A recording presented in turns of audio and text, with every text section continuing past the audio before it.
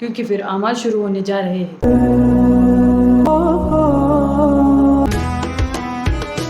एक घमेला भर के उन्होंने मैगी बनाया गरम गरम और मसालेदार।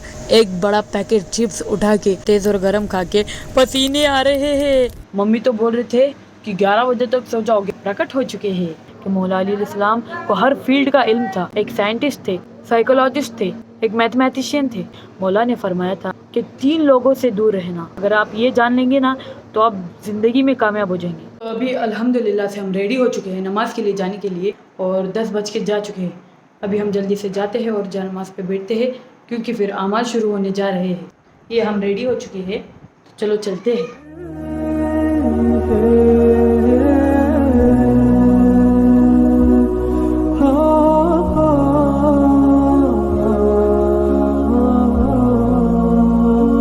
तो क्योंकि अब दुआ चालू है तो कुछ लड़कियां खाने पीने लग गई, यानी कि दुआ भी सुन रही थी और खारी पी रही भी थी। और ये उनका फूड सेशन था, चिप्स कुरकुरे वगैरह और एक बोतल पानी। तो अभी हमारी नमाज हो चुकी है, हम जाते हैं घर और अभी सहरी कर लेते हैं। अभी 2:30 बज रहे हैं क्योंकि फिर सहरी के लिए उठ नहीं पाएंगे, सीधा नमाज के लिए उठेंगे। तो अल्हम्दुलिल्लाह हम बैठ चुके हैं। सहरी के लिए हम खा रहे हैं कड़िंगल, तरबूज और खजूर और दूध।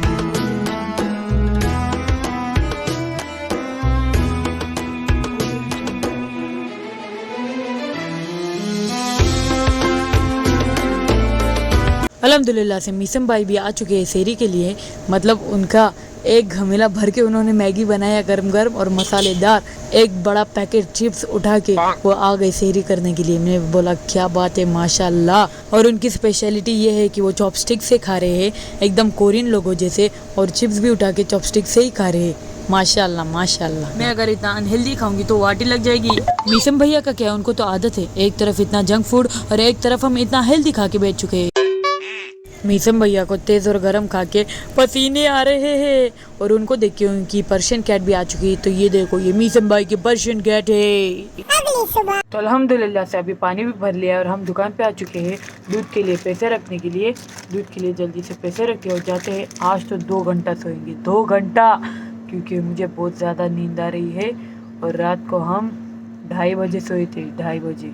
फिर सुबह 6 बजे उठा नमाज पढ़ने के लिए और पानी भरने के लिए के। तो अल्हम्दुलिल्लाह से अभी हम दुकान पे आ चुके हैं और एकदम सुबह हो चुकी है। 9 बज के जा चुके हैं क्योंकि हर रोज़ हम 8 बजे उठ रहे थे ना, तो आज हम 9 बजे उठे। मैंने बोला यार पूरी रात अपन जगे, कम से कम 2:30 बजे तक तो हम जगे हुए थे, 2:30-3 बजे तक।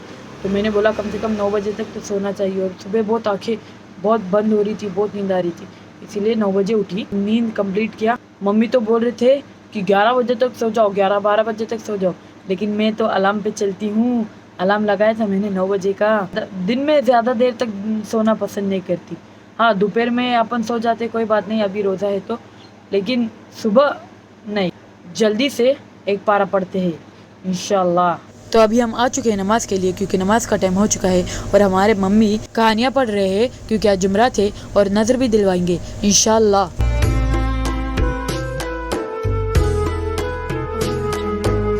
2 बज रहे हैं और नमाज भी हो चुका है, तो जल्दी से अभी हम आराम करते हैं। अल्हम्दुलिल्लाह से अभी 3:40 हो रहे हैं और अभी हम दुकान पे प्रकट हो चुके हैं। क्यों?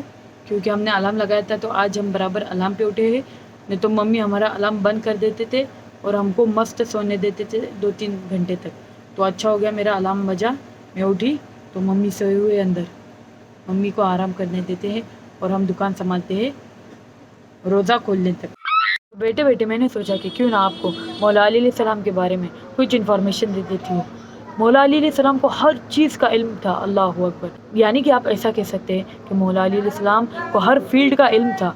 आप ये बोल सकते हैं कि मौला अली अलैहिस्सलाम एक साइंटिस्ट थे, एक फ़िलासफ़िस्ट थे, एक जूरिस्ट थे, साइकोलॉजिस्ट थे, एक मैथमेटिशियन थे। तो अल्लाह अकबर, ये सभी क्वालिटीज़ मौला अली अलैहिस्सलाम में थी। मतलब इस दुनिया में जितने भी फील्ड है उन सब फील्ड का इल्म मौला अली अलैहिस्सलाम को था। यहाँ तक कि मौला अली ये भी कहते थे कि इस दुनिया में कितनी चींटियाँ है उसका भी इल्म मुझे है, अल्लाह अकबर। और उन चींटियों में कितनी चींटियाँ मादी है और कितनी नर, ये भी मुझे पता है। मौला अली अलैहिस्सलाम जितने बहादुर थे उतने ही इल्म वाले थे। जैसा कि मैंने कहा कि मौला अली अलैहिस्सलाम एक साइकोलॉजिस्ट भी थे। साइकोलॉजिस्ट मतलब जो एक साइकोलॉजी के बारे में स्टडी करते। वो कैसे मैं आपको बताती हूँ। वो ये कि मौला ने फरमाया था कि 3 लोगों से दूर रहना। अल्लाह अकबर। अगर आप ये जान लेंगे ना तो आप ज़िंदगी में कामयाब हो जाएंगे कि 3 लोगों से दूर रहना। एक, औरतों की सोहबत, दूसरा अमीरों की महफिल और तीसरा जाहिलों से बहस। इन 3 चीज़ों से दूर रहना। जो इन बातों को समझ गया वो कामयाब हो गया। तो अभी नमाज का टाइम हो रहा है, चलो जल्दी से जाते हैं नमाज के लिए।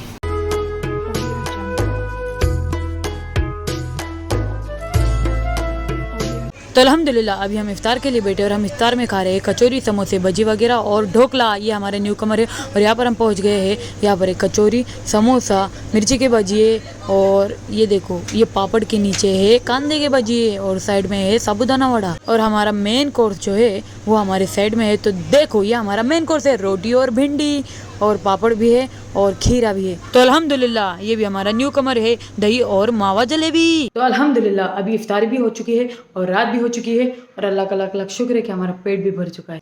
तो मैंने जो दोपहर में बोला वो अगर आपको समझाने होगा तो मैं अभी थोड़ा सा उसको इलेबरेट करती हूँ। वो ये कि पहला, औरतों की सोहबत इंसान को ख़राब कर देती है। वो ऐसे कि देखो अब जब जहाँ पर 2 या 3 या 4 औरत जम जाएंगी तो जाहिर सी बात है कि वहाँ इधर उधर की यहाँ वहाँ की बातें भी निकलेंगी और ऐसे कर करके वो चुगलियाँ करती बैठेंगी। तो ऐसे करते करते करते करते आपको भी चुगली करने की आदत हो जाएगी। और गीबत करना बहुत बड़ा गुनाह है, किसी के बारे में बुरा बोलना बहुत बड़ा गुनाह है। और दूजा, अमीरों की महफिल। अमीरों की महफिल इंसान को ख़राब कर देती है। आज के ज़माने में अगर बोला जाए वो ये कि अमीर लोगों की पार्टियाँ होती हैं ना, वो इंसान को ख़राब कर देती है। वो कैसे कि अमीर लोगों की पार्टी में आप जाओ, वहाँ पर दिखावा होता है, नाच गाना होता है और फिर बहुत से ऐसी कुछ जो इंसान के लिए सही नहीं होती। और तीसरा, जाहिलों के साथ बहस। जाहिल सिर्फ वो आदमी नहीं होता जो अनपढ़ है, जाहिल वो कोई भी हो सकता है जिसको जो बात आप कर रहे हो उस चीज़ का इल्म ना हो। यानी कि ए और बी दोनों जन बात करते हैं, ए जिस कॉन्टेक्स्ट में बात कर रहा है वो बी समझ नहीं पा रहा है और बी किसी और इंटेंशन से पकड़ रहा है बातों को और बहस करते बैठ रहा है। तो ए का फ़र्ज़ बनता है कि बी के साथ ज़्यादा बहस ना करे, वरना ये बहस उसको ख़राब कर देगी। मतलब ए जो समझदार था उसकी समझदारी अफेक्ट होने लगेगी। तो इसीलिए बेहतर यही है कि जहाँ पर लोग आपके साथ बहस करें आप वहाँ पर चुप हो जाओ, उसे बड़बड़ करने दो। कर करके कितने देर तक बड़बड़ करेगा, आखिर वो चुप ही हो जाएगा ना। तो मैं ये समझती हूँ कि इस ब्लॉग को रखते हैं यही तक। Till the time be happy, make happy, spread my and make it today awesome so that your yesterday gets jealous.